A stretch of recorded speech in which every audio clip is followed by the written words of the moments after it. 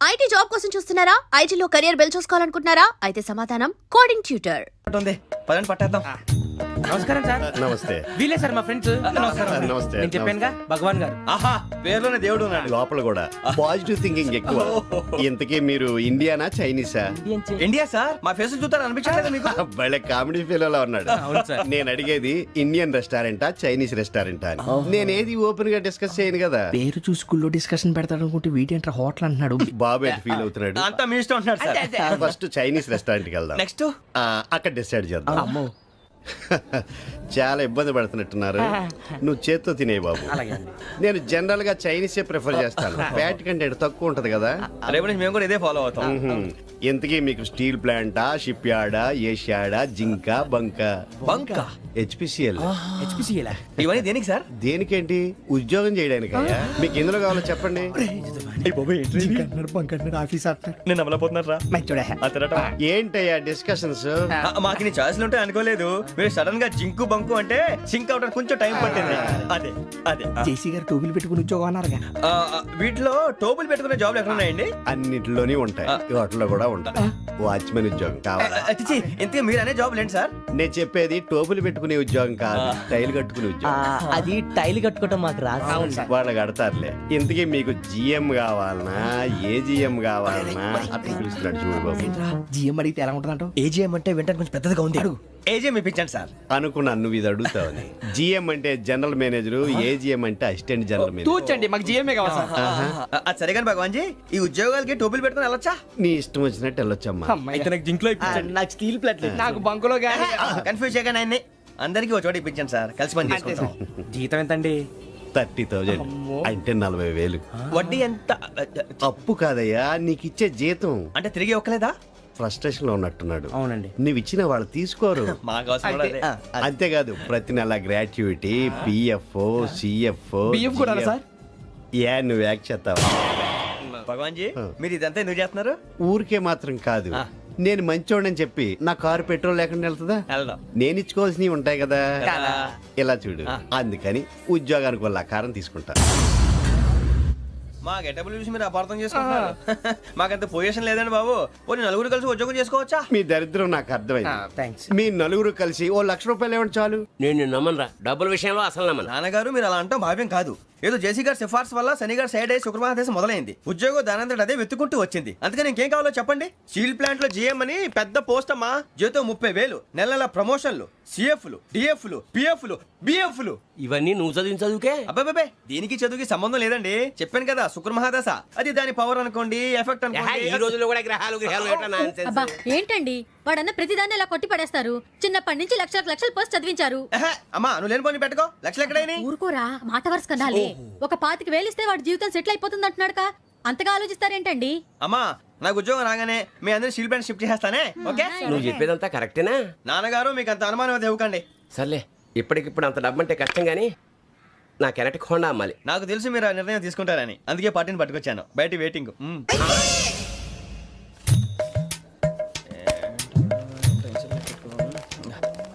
ఇవ్వండి. భగవాన్ జీ, మీతో నాకు కుదరదండి, మీరు తేడా మనుషుల్లా ఉన్నారు. చూడటానికి అలా కనపడతాం కానీ తేడా మనుషులు కాదండి. ఇది ఎంతో లెక్క పెట్టండి. 5,000 తగ్గిందండి.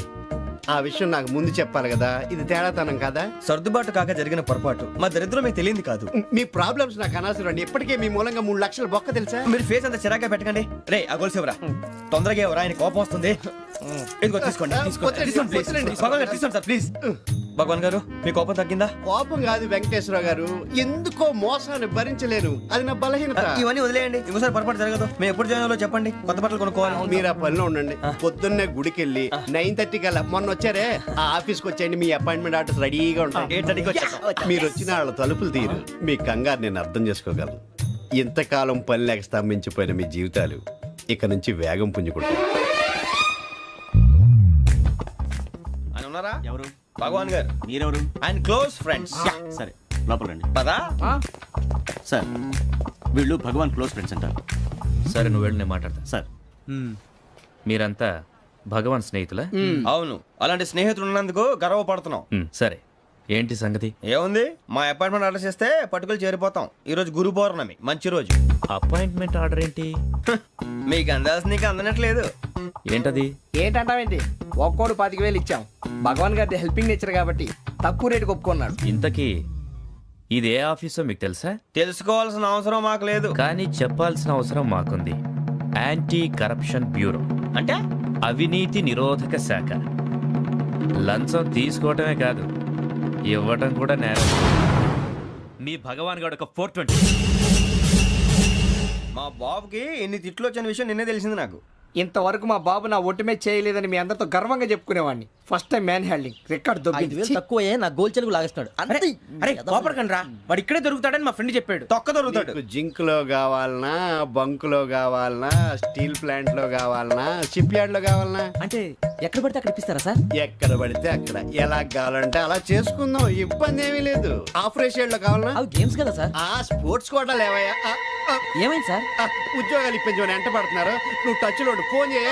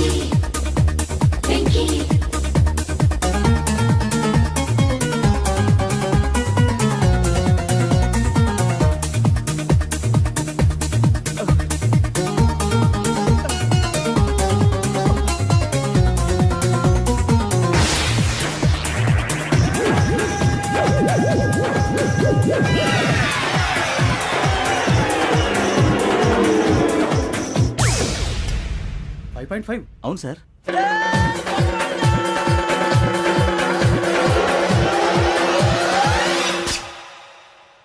గ్రేట్.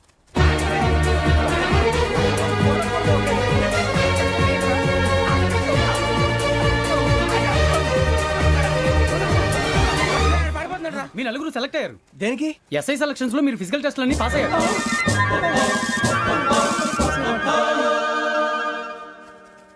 కానీ మేము అప్లై చేయలేదు సార్. అప్లై చేయలేదా? చేయి వదలకండి సార్, కాలు పట్టుకోవాల్సి వస్తుంది. రాగరాకు వచ్చిన అవకాశం. సరే, మీరంతా డిగ్రీలు పాస్ అయ్యారా? ఎప్పుడో. ఓకే, ఇప్పుడు అప్లై చేయండి. Thank you sir. నేను మేనేజ్ చేస్తాను. Thank you sir. మీరు రిటర్న్ టెస్ట్ ప్రిపేర్ అలాగే సార్. All the best. రేయ్, ఈ పరీక్షల్లో సమాధానాలని ఏబిసిడ్యూల్లోనే ఉంటాయి. ప్రతి ప్రశ్నకి 4 ఏదో ఒకటి కరెక్ట్ ఆన్సర్. ఏది కరెక్టో మనకు తెలియదు కదరా. నీకు ఏబిసిడ్యూల్ తెలుసు కదా? తెలుసు. అయితే కళ్ళు మూసుకుని 4 ఏదో ఒకటి రాసుకుంటూ పోతాం. మన అదృష్టం బాగుండి అవి కరెక్ట్ అయితే పాస్ అయిపోతాం. ఎస్ఎల్ కూడా అయిపోతాం. వారిని ఏబిసిడీలు వస్తే అసైల్ అయిపోతాం అని తెలిస్తే నాన్న కష్టాలు పడి డిగ్రీలు చేసేవాళ్ళం కాదు కదరా. రెడీ, స్టార్ట్ చేద్దాం. నీ ఇష్టదేమో ఆంజనేయ స్వామి. వేసుకో. నీ ఇష్ట పొలిటీషియన్ వాజ్పేయి. ఏబిసిడీలో రావాలి. నేషనల్ లెవెల్లో కాదు, స్టేట్ లెవెల్లో 7. స్టేట్ అయితే చంద్రబాబు నాయుడు. సిఎస్కో. నీకు ఇష్టం క్రికెటర్ ఎవర్రా? Mister dependable. ఆడేవడరా? ఓ నీ క్రికెట్ లో విజ్ఞాన ప్రదర్శనలో ద్రావిడు. డిఎస్కో. వేసావా? నీకు ఇష్టమైన నటుడు? బాలకృష్ణ. సమర్సుమారెడ్డిలో డీటెయిల్స్ వద్దు, బిఎస్కో. అయిపోయిందిరా, అందరూ దీన్నే ఫాలో అవ్వాలి. రాత్రికి ఏబిసిడీలు బాగా బట్టి పట్టండి. అందరూ ఏవే ఆన్సర్లు రాయాలి. మునిగితే అందరూ కలిసే మునుగుదాం. అయినా గురువారం పాటు గురుమేట్ల మీద కూర్చొని రాసింది ఖచ్చితంగా జరుగుతుందని జేసీ గారు చెప్పారు. మన ప్రయత్నం మనం చేద్దాం, మిగిలింది నేను ఎక్కడికి వదిలేద్దాం. ఆయన కూడా ఏదో పని ఉండాలి కదా.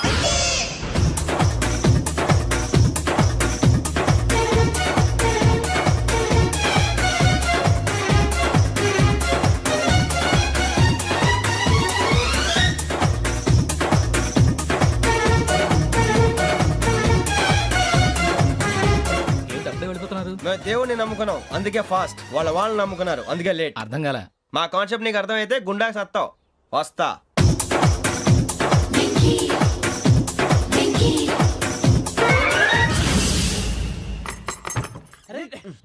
మనం అనుకున్నదంతా అయిపోయింది. జరిగిపోయిందిరా. పొద్దున చిరా తెప్పించకండి. ఎవరు పోయారు? నీ దరిద్రం పోయింది. నువ్వు ఎస్ఐ ట్రైనింగ్ సెలెక్ట్ అయ్యావు. అన్న తండ్రి నేనే నమ్మలేదు, వాళ్ళు నమ్మారు. నాన్న నోరు తెరవరా. వాడు ఇంకా మొహం కడుక్కోలేదమ్మా. వాడికి ఏం కొత్త కదమ్మా, నువ్వు పెట్టవే. అమ్మా చాలా సంతోషంగా ఉంది. ఈ సంతోషాన్ని వెంటనే చౌదరి గారితో పంచుకోవాలి. రేయ్, ఎవడన్నా సంతోషాన్ని కన్నవాళ్లతోటో కట్టుకున్న దాంతోనో పంచుకుంటాడు. నువ్వు మాట్లాడితే దరిద్రుడు జేసీ గారితో. నాన్నగారు మీకు 1,00,000 సార్లు చెప్పాను అనొద్దని. నేను ఈ రోజు పొజిషన్కి వచ్చానంటే ఆయనే కారణం. జగదాంబ చౌదరి గారు అంటే దైవాంశ సంభూతుడు. అయితే వెళ్ళి అదే వెళ్ళి ఆయన కాళ్ళమివ్వడు.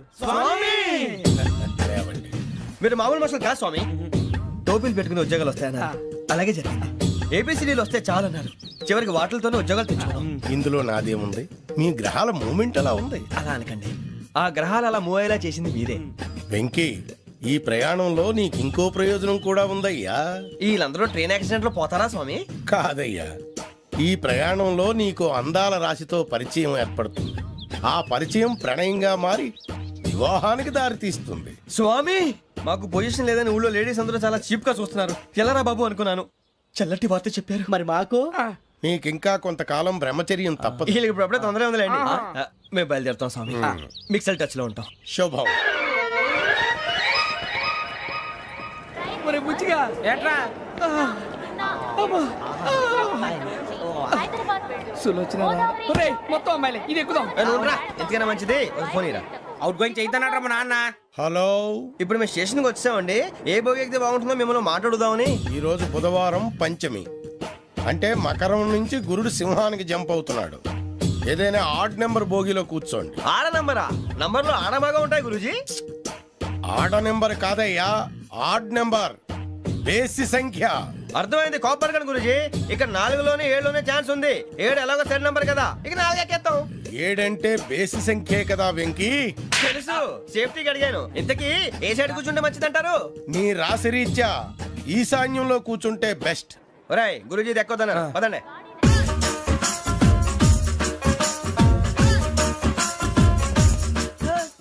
ఇందాక నిలబొమ్మని ఇంకే నిలబడమేంద్రా. అది కాదు సార్, ఆడికి ఇచ్చారు నాకు ఇవ్వలేదు.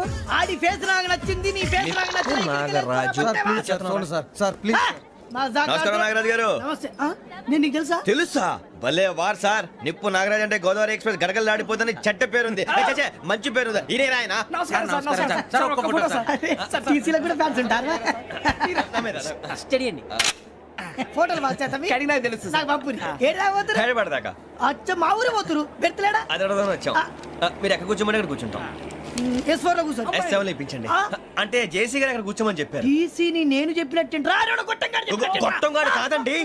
గోదావరి ఎక్స్ప్రెస్ లో మీరు ఎంత పవర్ఫుల్, గోదావరి జిల్లా ఆయన ఫేమస్. వైజాగ్ లో సెటిల్ అయ్యారు. గొప్ప సిద్ధాంతి. ఆయన చెప్పింది చెప్పినట్టు జరిగిపోద్ది. మిమ్మల్ని కూడా ఒకసారి అక్కడ తీసుకెళ్తాను.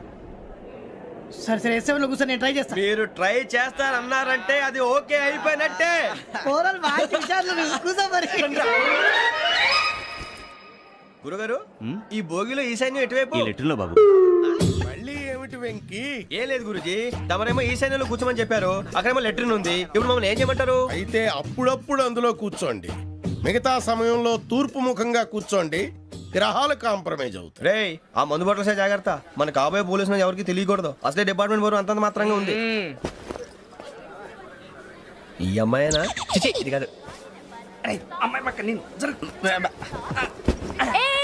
Momo, do you all have reservation tickets? ఏదో అడుగుతుంది చూడరా. ఆ నిప్పు Nagaraj telling. Who is he? Ticket correct, నిప్పు నాగరాజ్. Idiots. చౌదరి గారు చెప్పినమ్మా ఈ అమ్మాయినేమో. చిచి, చౌదరి గారు అందాలు రాసని చెప్పారు. ఏదో బోర్ బిల్ బాటం ఇదని. ఇది కాదు, వచ్చేది.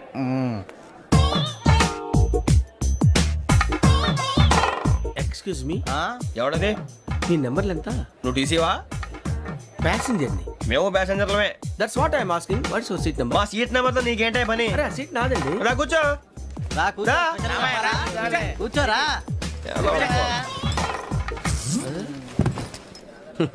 I'm Ghazala from Washington DC, CEO sonic solution. I'm Venky, Seethampeta from Vizag.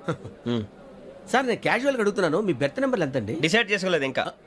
మీరు డిసైడ్ చేసుకోవడం ఏంటండి? టీసీ గారు మేము డిసైడ్ చేసుకున్నాక ఇస్తానన్నాడు. అది తెలిసిన వెంటనే ఫస్ట్ నీకే చెప్తాను. సరే అడలే ఎవడ ఏం మాట్లాడుతున్నావు నువ్వు? Give respect and take respect. నువ్వేంటి ఇది నా పరిస్థితి కూర్చో లే లే అడుగు కనిపిస్తావా వచ్చి కూర్చుంటా పక్కమా పక్కరా ఎందుకే అరుస్తావు మధ్యలో ట్రాఫిక్ జామ్ అండి అందువల్ల లేట్ అయింది. సార్ మీకు రిజర్వేషన్ ఉంది, మీరు ఎప్పుడైనా రావచ్చు. రిజర్వేషన్ లేని వాళ్ళ సంగతి ఏంటి? ఎప్పుడు పడితే అప్పుడు ఎక్కుతారు, ఎక్కడ పడితే అక్కడ కూర్చుంటారు. బాగా చెప్పారు. ఎంతకీ మీకు రిజర్వేషన్ ఉందా? అదేంటి సార్ అలా మాట్లాడతారు? 20 days బ్యాక్ రిజర్వేషన్ చేశారు సార్. నేను చాలా ప్లాన్డ్ గా ఉంటానండి. అక్కడ పడితే అక్కడ కూర్చోను. బై ది వే, నా గురించి పరిచయం లేదు కదా. I'm Ghazala from Washington DC. I'm Bokka Subbarao షాతిక బొక్క. అరే వెంకీ, అరే అక్కడ భలే ఆంటీ ఉందిరా, మనం వెళ్ళి అక్కడ కూర్చున్నా పదనరా. ఏ నసగాలతో మనకేంటి అనవసరంగా. నేను రాను రా, మీరు వెళ్ళండి రా. తన ఎనీ టైం వచ్చేవచ్చు. మీరు రండి రా. అబ్బా